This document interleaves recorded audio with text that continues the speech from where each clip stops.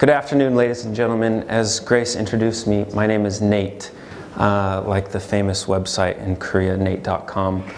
I've been in Korea for a year and a half. I love it here. I'm a teacher with Bang. I teach the advanced and intermediate, some of those classes, and I really enjoy it. I have been asked to give a presentation on bicultural experience, more specifically mine. During this brief 5-minute presentation, I'll be talking about my experiences, what it is, and how I've benefited from it, and how you can benefit from it also. And I hope by the end of this presentation you are excited and more ambitious like this young lady is on the first picture here. So let us begin. If you can't tell, this is me. This is the photoshopped me. This is the normal me. I am an American citizen. I was born and raised in a city where 95% of the population was Caucasian. My bicultural experience was zero. I guess I would be called a monocultured person. I knew nothing outside of hamburgers and hot dogs. And so this was in 2005. Now I consider myself a bicultural person, and I'll tell you those experiences in just a minute. But my definition is combining two cultural attitudes or customs into one person. So this is just a normal Nate, and I've made a little animation for you to represent the becoming of a bicultural person, and here we go.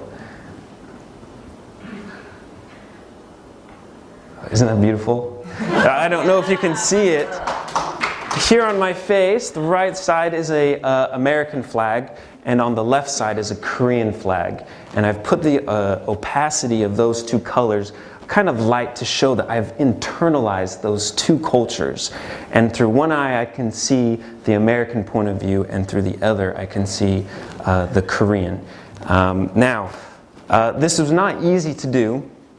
But I have been motivated to become bicultural through two people in my life.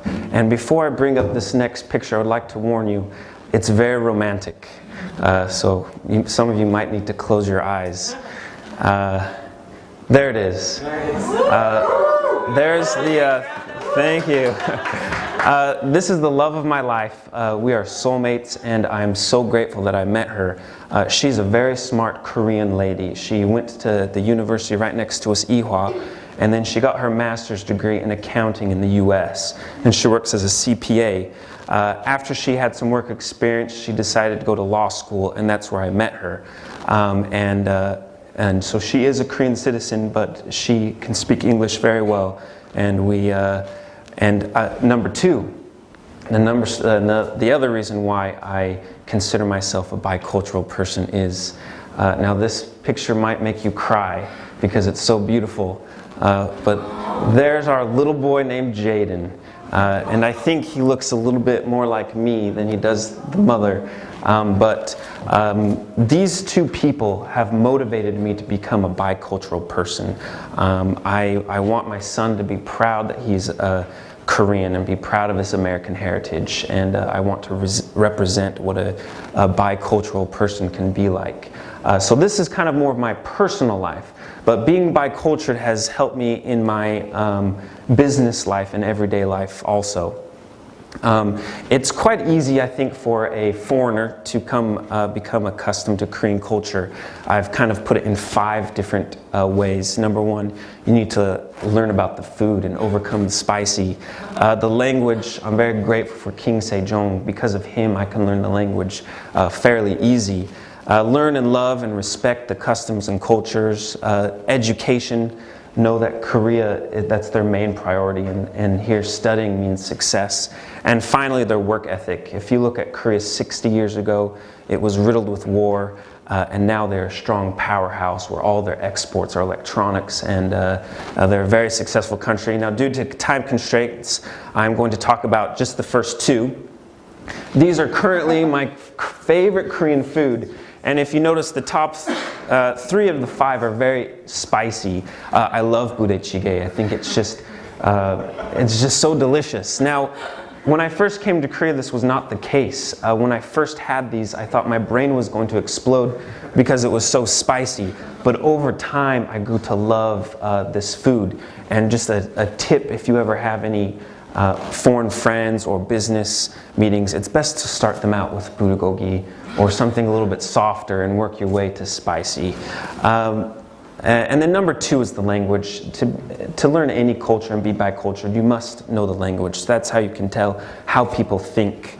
And the first, it's helped me be a better teacher. By understanding the way Koreans speak and the way they think, I can explain it better. And also, Kia and Samsung, Hyundai, LG, they've all become so popular in the US. And just being bicultural has opened up many business opportunities for me.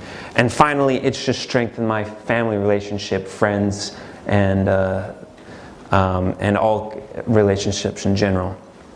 Now finally, how can bicultural help you? I've put some 5 steps here.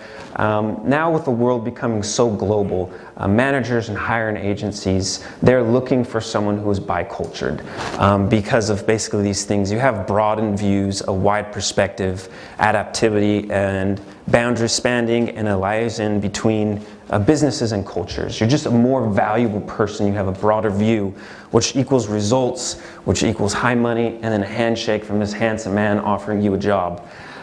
So this is how being a bicultured person can help you in your aspects of life. And so in conclusion, I am grateful for my opportunity here in Korea. I've learned much, and being a bicultured has helped me be a better person, but also a better business person also. And I believe that it will do the same thing for you.